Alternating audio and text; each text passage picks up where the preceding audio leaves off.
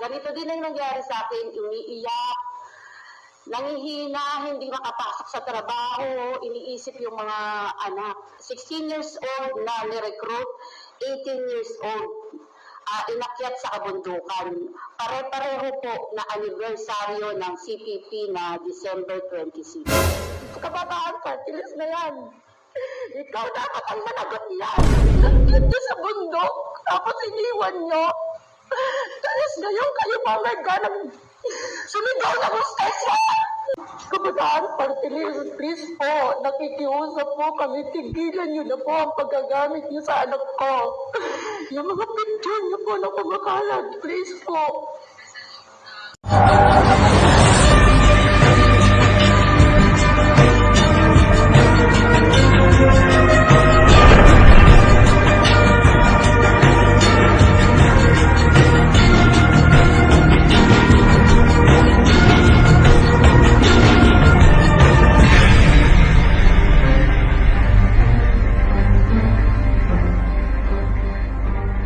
Tigilan niyo na po.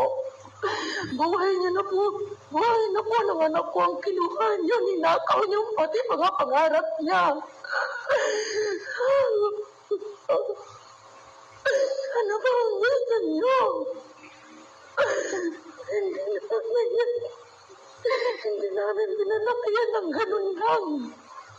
Mula kinder hanggang high school, nag-aaral ng private yan. Atin sundo yan ng tita niya.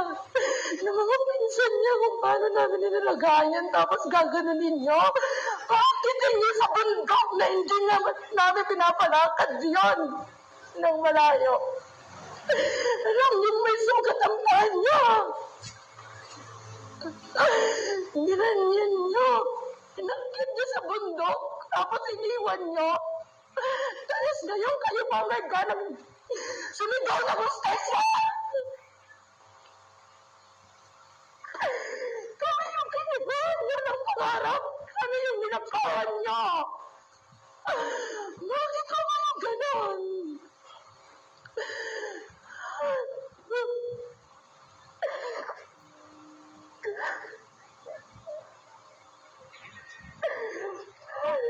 Yung tita niya dahil yan ang lagi niyang kasama. Napakasakit po sa kanila yun. Pero po,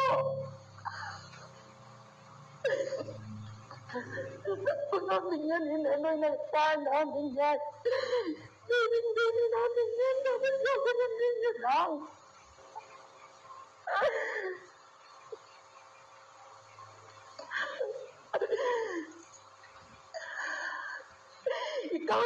Ikaw yung leader ng kawalang yan ng party list, kabataan party list na yan. Ikaw dapat ang managot niyan. Kasi kasama mo sa picture. Nagpiyakap. Pasensya na po. Ako nakakapagsalita po ako na hindi maganda pero napakasakit po. Sa amin sa buong pamilya. Sa ginawa niyo kay Bebe, kay Jalen. Ako po si Luisa Espina ng Hands of Our Children Movement ay nakikiisa po sa mga dalamahati nitong mga magulang dahil pare-pareho po ang nangyari sa amin. Ang pattern po ng recruitment ay pare-pareho. Niligawan ng anak namin para isali sa organisasyon, galitin ang puso sa gobyerno. Katulad na nangyari sa akin, ginalit ang puso hanggang sa nag-rally-rally. Sila yung pinapauna sa mga rally. Hanggang sa galit na ang puso, inakyat po. 16 years old na ni-recruit, 18 years old. Inakyat sa kabundukan. Pare-pareho po na anibersaryo ng CPP na December 26. So, karamihan po sa mga anak namin na wala po ng December. So, ganyan din po ang aking anak. At ganyan din po sa mga Hands of Our Children Movement. Same pattern po. At isasali sa mga immersion. Ang paalam kay Ma'am Gina, immersion. Kay Ma'am Merlinda is camping. So, pare-pareho, iba-iba lang ng tawag. Ngunit same pattern na idadalhin sila sa kabundukan. At pag nandoon na sila, matatrap na, katulad ng anak ko, natrap na, akala sabihin na mag-aaral lang o magtuturo sa lumad. Ngunit saan ba nadala yung anak ko? Guerrilla Front 55, Guerrilla Front 2, Guerrilla Front 18. So, ito yung mga NPA na nasa kabundukan. At halos 8 taon akong naghagilap. Ganito din ang nangyari sa akin, umiiyak, nangihina, hindi makapasok sa trabaho, iniisip yung mga anak. Ngunit yung anak pala namin ay na-recruit na sa kabundukan upang mag-armado. Ito na yung tinatawag na terror grooming. Yung utak nila ay tiniterror grooming na ng mga samahan nito para yakapin ang armadong pakikibaka. At ang sakit nito, yung anak namin ayaw nang umuwi sa amin dahil naluto na ang utak niya sa pang-terror grooming ng mga organisasyon na to.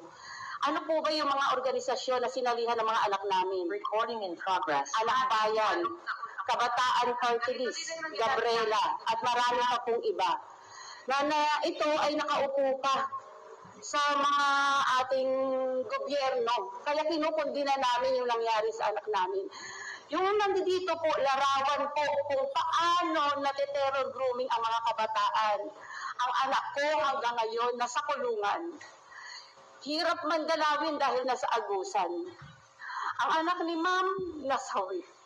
Ang anak ni Ma'am missing pa rin. At marami pa rin sa hands of our children ang nawawala 10 taon, 9 na taon, at maraming ina na nagkakaroon ng sakit ng depression. So ito yung mga biktima, kabataan, pamilya, na patuloy, paulit-ulit na lang na binibiktima. Paulit-ulit nandiyan sila. Paano nating tigilan to? Gusto na namin itong tigilan. Gusto namin mapasaya yung terror grooming bills na yan para ito'y protekta sa aming mga pamilya. Protekta din ito sa mga kabataan para wala nang nanay na iiyak sa harapan nyo at wala nang kabataan na masasawi, makukulong, at mawawala na walang proof of life. Kami sa Hands Off, patuloy na tumutulong sa mga pamilya para malaman kung nasaan ang kanilang mga anak, sino ang dapat nilang lapitan para makatulong.